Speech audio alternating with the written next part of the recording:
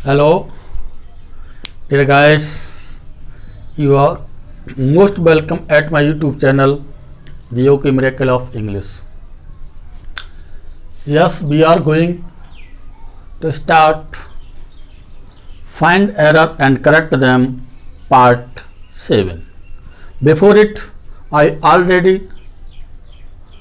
have already uploaded 6 parts from this section based on non-finite verb. Dear guys, इससे पहले हमने 6 part upload कर दिए हैं। आज 7वां पार्ट लेकर उपस्थित हैं। मेहनत करते रहिए, सफलता आपको अवश्य मिलेगी। इस सेंटेंस के साथ आज इस सीरीज का नॉन फाइनाइट वर्ब, हमारा जो एक्सरसाइज सीरीज चल रहा है, इसका 7वां पार्ट का हम अध्ययन करेंगे। इसमें सेशन को शुरू करने से पहले आपसे निवेदन करेंगे कि अगर पहली बार चैनल पर विजिट कर रहे हैं, सब्सक्राइब का लाल बटन अवश्य दबाएं, बेल आइकन प्रेस करें, जिससे प्रत्येक बनने वाले वीडियो का नोटिफिकेशन सबसे पहले आपके पास तक पहुंचे। और वीडियो अच्छा लगे लाइक शेयर कमेंट करें। अधिक से अधिक अपने साथियों को शेयर करने का ये महत्वपूर्ण हृदय स्नेह के साथ इस कार्य को करने का कष्ट करें। Thanks for doing this great work. Okay, let's begin. Heard the noise, she woke up. इसमें आपको एरर फाइंड आउट करना है। किस तरह से सेंटेंस आ सकता है, देखिए। heard the noise, she woke up. अब हमने कर दिया no error. A, B, C और D 4 पार्ट दे दिए। TGT, PGT, English, SSC, CTET, TET, super TET, इन सभी परीक्षाओं में नॉन फाइनाइट वर्ब से अक्सर क्वेश्चन पूछ लिए जाते हैं। तो इस तरह से क्वेश्चन अगर दे सकता है, मोस्टली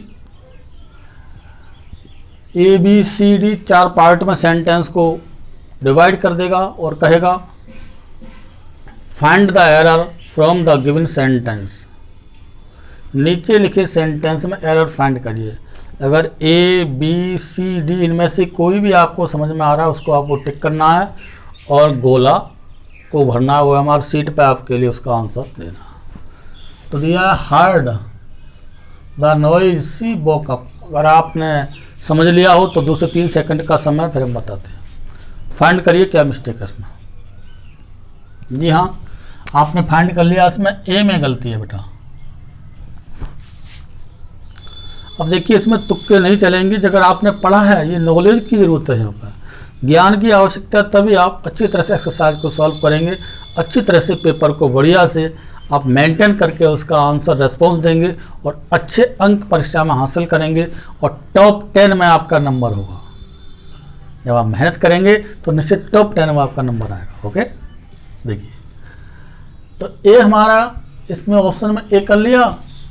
ए में गलती है, कोई बात नहीं, आंसर क्लियर हो गया। एक तो तरीका ये रहा। दूसरा तरीका देखिए, देखिए बताएंगे क्या गलती है, अभी हम समझाएंगे आपके लिए। ये तो हमें पता है कि ए में गलती है, आपने भी ढूंढ लिया होगा अगर आपने पढ़ा है तो। एक तो पैटर्न आपका ये रहा। दूसरा पैटर्न ये आता है कि correct the following sentence by choosing the correct option from the given options. नीचे लिखे ऑप्शंस में से उपयुक्त या सही करेक्ट ऑप्शन को चुन करके दिए गए सेंटेंस को करेक्ट करिए या सही करिए। ए ऑप्शन में दे देगा वो हियर, बी में दे दिया उसने हार्ड, और सी में दे दिया उसने हियरिंग, और डी में दे दिया उसने टू हियर।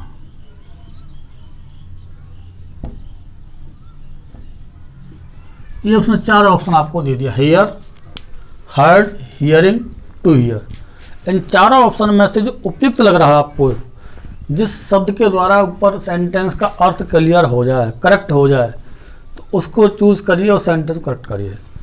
इसमें आपको 2 से 3 सेकंड का समय दे रहा हूं, बताइए। चलिए इसमें सी ऑप्शन आएगा बेटा, हियरिंग आएगा। हार्ड हटा करके hearing the noise she woke up. अब इसके पीछे थोड़ा सा रूल बता दें, वैसे हम बता दिया है। पार्टिसिपल सेक्शन से ये सेंटेंस दिया है, इसमें प्रेजेंट पार्टिसिपल का यूज होगा जब दो कार्य साथ साथ होते हैं। तो इसमें थोड़ा अर्थ की आवश्यकता है आपको सेंटेंस की। जब किसी एक ही सेंटेंस में एक व्यक्ति के द्वारा दो कार्य साथ साथ किए जाएं या दो कार्य साथ साथ हो रहे हों, कि एक कार्य पूरा होने से पहले दूसरा कार्य शुरू हो जाए, तो ऐसी स्थिति में हम प्रेजेंट पार्टिसिपल का प्रयोग करते हैं। और प्रेजेंट पार्टिसिपल होता है आईएनजी फॉर्म। अब आप कंफ्यूज नहीं करना कि आईएनजी फॉर्म जेरेंड भी होता है, बिल्कुल होता है। आईएनजी फॉर्म पार्टिसिपल होता है, प्रेजेंट पार्टिसिपल बिल्कुल होता है, लेकिन अलग अलग उसके सेंस हैं।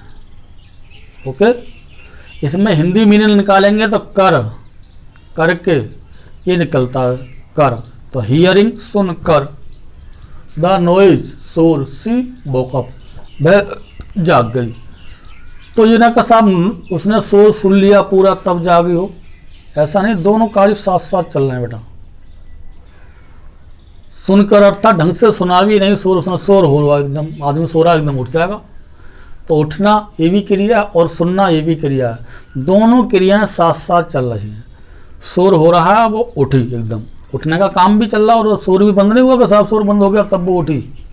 तो दोनों कार्य साथ साथ हैं और एक ही व्यक्ति द्वारा कार्य किए जा रहे हैं। सुनने का कार्य, शोर सुनने का कार्य और उठने का कार्य सी के द्वारा किया जा रहा है। तो ऐसी स्थिति में हमें यहाँ हार्ड नहीं बल्कि प्रेजेंट पार्टिसिपल हियरिंग का प्रयोग करना पड़ेगा। ओके, तो सुनकर, शोर सुनकर वह जाग गई। तो मैंने बताया कि कर शब्द आता है।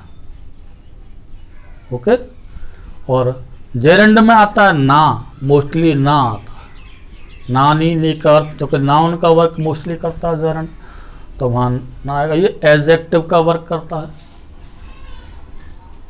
से करता है एडजेक्टिव का। तो ये समझ में आपके आ गया होगा।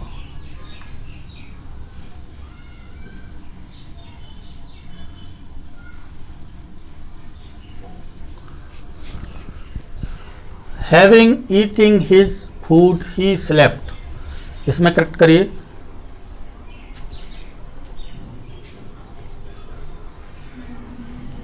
चलिए, आपने एरर फाइंड आउट कर लिया होगा।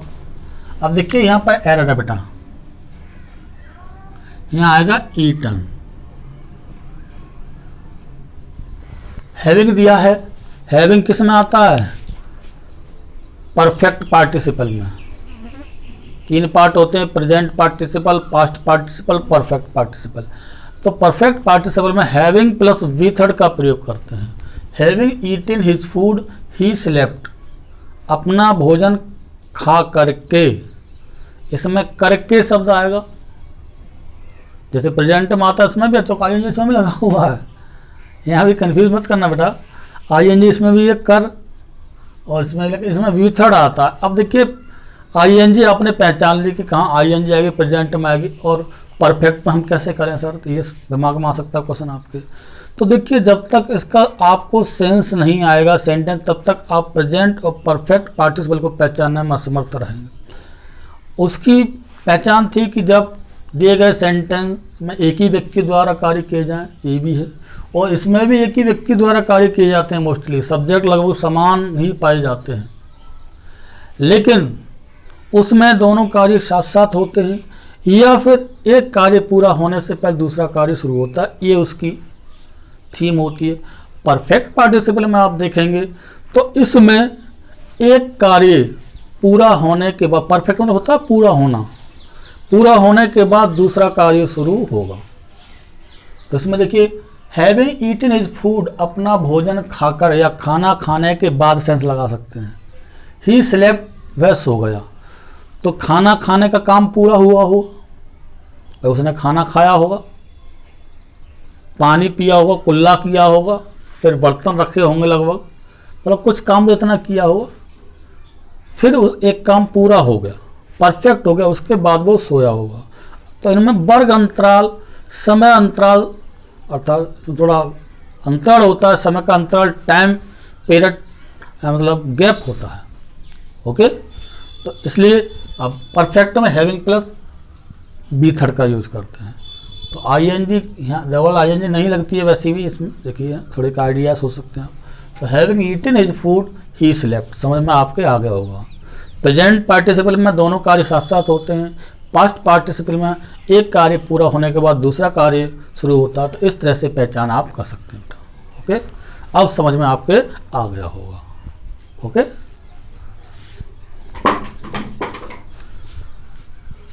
देखिए नेक्स्ट सेंटेंस चलते हैं। इसमें दिमाग लगाने की ज़रूरत है, बहुत छोटी छोटी मिस्टेक होती है, स्टूडेंट गलतियां कर देते हैं। I saw a boy carried an umbrella, मैंने एक बॉय देखा, कैरीड ले जाते हुए, एन अम्ब्रेला। तो इसमें फाइंड आउट करिए।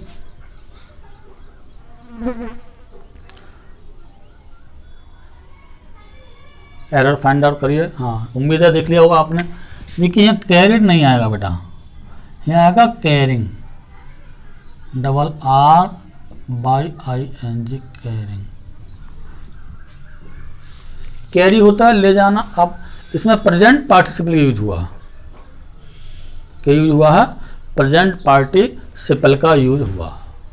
ओके, तो मैंने देखा एक लड़का क्या करते हुए, ले जाते हुए।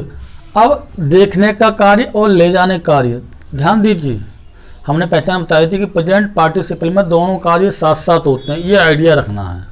अब वो आइडिया तब निकाल पाएंगे ये वाला कि जब आपको सेंटेंस का अर्थ क्लियर हो रहा हो, ये मस्ट है।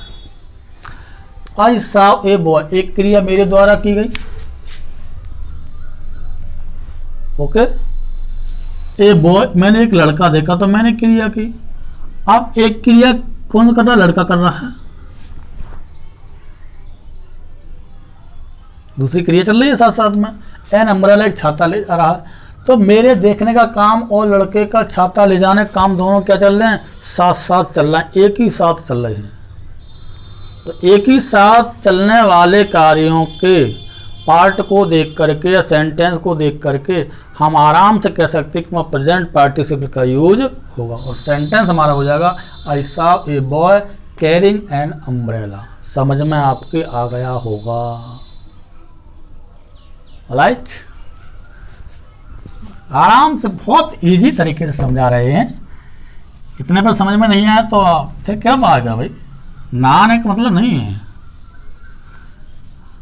ना आने का शब्द हटा दो दिमाग से कि हमारे समझ में नहीं आया। दोबारा देखिए, तीसरी बार देखिए। अगर नहीं आ रहा है तो कमेंट बॉक्स में लिखिए, बताएंगे क्यों नहीं आएगा। Being a summer day I did not go out, बहुत ही इंपॉर्टेंट सेंटेंस है। इस तरह का सेंटेंस परीक्षा में पूछा जाता है, ध्यान दीजिए, इंपॉर्टेंट, परीक्षा में आया हुआ है ऐसा सेंटेंस। थोड़ा बहुत आगे पीछे होगा शब्दों के आधार पर। Find out the error. देखिए, ध्यान दीजिए, बीइंग ए समर डे, गर्मी का दिन होने के कारण I did not go out, मैं बाहर नहीं गया। अधिक गर्मी होने के कारण बाहर नहीं निकला या बाहर नहीं गया। अब देखिए, इसमें थोड़ा ध्यान देने की ज़रूरत है कि कुछ हमारी चीज़ें होती हैं, जैसे ऋतुओं की बात करें, ठंड है, गर्मी है, जाड़ा है, बरसात है, ये सब चीज़ें एक सब्जेक्ट की आवश्यकता होती है। किसकी आवश्यकता होती है? सब्जेक्ट की आवश्यकता होती है। और सब्जेक्ट के रूप में इंट्रोडक्टरी इट का प्रयोग इनके साथ करते हैं। क्या लगाते हैं? इट लगाते हैं। तो हमें सेंटेंस से पहले ये सेंटेंस करेक्ट जब करेंगे तो इट का यूज करना पड़ेगा बेटा। It being a summer I did not go out, क्योंकि इसमें दो पार्ट हैं एक ही सेंटेंस में, तो दोनों पार्ट के अलग अलग सब्जेक्ट हो जाते, एक ही सब्जेक्ट हो, दोनों काम कर ले। अब मैं तो गर्म दिन था नहीं, और आई को यहाँ पे लिंक करते हैं, I being a summer day, मैं एक गर्म दिन था, तो ये सेंटेंस गलत हो जाएगा ना। तो दोनों पार्ट के लिए हमें अलग अलग सब्जेक्ट की आवश्यकता होती है, दोनों क्रियाओं के लिए सब्जेक्ट की आवश्यकता होती है। या तो एक ही सब्जेक्ट हमारा उपयुक्त हो जो दोनों क्रियाओं को पूरा कर रहा हो, तो ऐसी स्थिति में हम कोई दिक्कत नहीं। जैसे हियरिंग द नोज हमें लगा दिया था, सी वॉक अप, तो हियर किसने किया, उसने किया, तो दोनों क्रिया वह स्वयं कर रही है। लेकिन इस सेंटेंस में अगर भाई इसके लिए इस पार्ट के लिए सब्जेक्ट की आवश्यकता, सब्जेक्ट है नहीं, इस पार्ट में सब्जेक्ट है, अगर इसी सब्जेक्ट से काम चलाना चाहें आप, I being a summer day, तो सेंटेंस गलत हो जाएगा।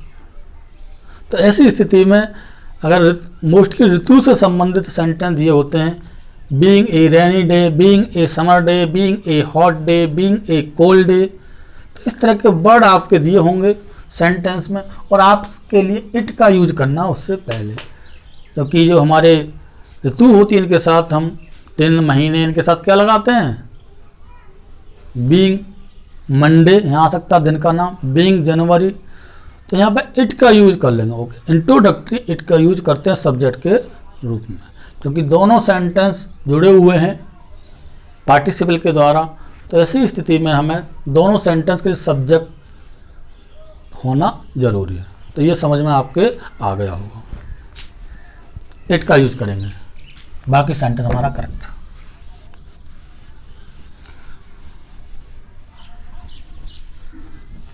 अब देखिए फिर इंपॉर्टेंट सेंटेंस आ गया आपके लिए, बहुत ही इंपॉर्टेंट सेंटेंस है, वेरी मोस्ट इंपॉर्टेंट करना चाहिए।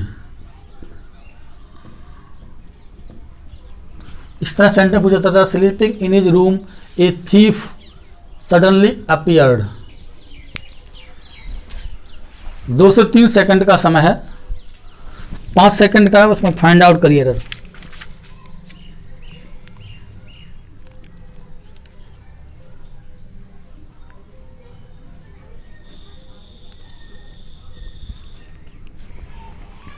देख लिया होगा आपने क्या करेक्शन है। स्लीपिंग इन हिज रूम, अपने कमरे में सोता हुआ, ए थीफ सडनली अपीयर्ड, एक चोर अचानक आ गया। अभी हमने बताया था कि 2 सेंटेंस ही जुड़े हों पार्टिसिपल के द्वारा, तो दोनों सेंटेंस के लिए अलग अलग सब्जेक्ट की आवश्यकता होती है। अगर एक ही सब्जेक्ट से अर्थ पूरा नहीं हो रहा हो, अगर लगा दें अपने कमरे में सो रहा था या सोते हुए, ए थीफ सडनली अपीयर्ड, अचानक एक चोर दिखाई दिया, तो दोनों क्रियाएं तो हो रही हैं, मान सकते हैं दोनों क्रियाएं हो रही हैं, तो प्रेजेंट पार्टिसिपल होगा, यही पक्का है। प्रेजेंट पार्टिसिपल होगा तो लगा हुआ है, ऐसा सही है। लेकिन सब्जेक्ट प्रेजेंट पार्टिसिपल सही है, एक सब्जेक्ट हो तो काम कर जाता है। यहाँ सब्जेक्ट की भिन्नता है, और सब्जेक्ट की भिन्नता के लिए आप ये नहीं कह सकते, तय नहीं कर सकते कि कौन सा ये सेंटेंस सही अर्थ दे रहा है। अब कमरे में कौन अपने कमरे में सो रहा, थीप तो कमरे में सोएगा नहीं, उससे ही चोर दिखेगा, ये अटपटा सेंटेंस लग रहा है। तो ऐसी स्थिति में आपको क्या करना है, व्हाइल का यूज होता है बेटा इसमें, व्हाइल। अब चूंकि हिज दिया है, तो ऐसी स्थिति में हम क्या करेंगे, व्हाइल सबसे पहले लगाएंगे, व्हाइल ही वाज। ये सेंटेंस थोड़ा अपने आप बनाना पड़ेगा, while he was sleeping in his room. अब कॉमा लगा देंगे, सेकंड पार्ट को जो का तो जोड़ देंगे, ए थीफ सडनली अपीयर्ड। तो ध्यान दीजिए, ऐसी स्थिति में व्हाइल का यूज करेंगे, while he was sleeping in his room, जब वह अपने कमरे में सो रहा था, ए थीफ सडनली अपीयर्ड, अचानक उसे एक चोर दिखाई दिया, या चोर घुसा आया कमरे में, ऐसे कह सकते हैं। तो सोने का काम भी लगभग पूरा नहीं हो पाया ढंग से, एकदम देखा होगा सो रहा होगा हल्का फुल्का, तो उसने देखा। तो इसमें ये देखना है कि एक सब्जेक्ट से काम नहीं चल रहा था, तो दूसरा सब्जेक्ट सेंस के अकॉर्डिंग, अब हिज दिया अपने रूम में, तो इसका सब्जेक्ट ही बना लीजिए, या स्लीपिंग इन द रूम, आई हर होता तो सी बना लेते, अगर होता स्लीपिंग इन माई रूम माई होता तो क्या बना लेते हैं, यहाँ पर आई बना लेते। तो while I was while he was sleeping, sentence जोड़ के अगले सेंटेंस जोड़ देते हैं, सेंटेंस हमारा करेक्ट हो जाएगा। तो ध्यान देंगे कि सब्जेक्ट उपयुक्त होना चाहिए। दोनों सेंटेंस, ये विशेष बात है यहाँ पर, ये दोनों सेंटेंस बताए थे हमने, इससे पहले वाला, चौथा और पांचवा, दोनों सेंटेंस मोस्ट इंपॉर्टेंट है। तो ध्यान दीजिए, इन पर विशेष गौर करना है। दोनों सब्जेक्ट को पहले देखना है कि दोनों सब्जेक्ट इसके उपयुक्त हैं या नहीं है। नहीं है तो हमें बनाना पड़ेगा। तो उम्मीद है आपके समझ में आ गया होगा। Thanks for watching this video. जय हिंद, टेक केयर।